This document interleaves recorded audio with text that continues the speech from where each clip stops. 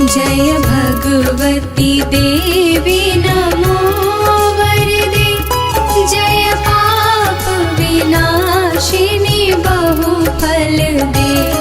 Jai Shumbh Nishumbh Kapal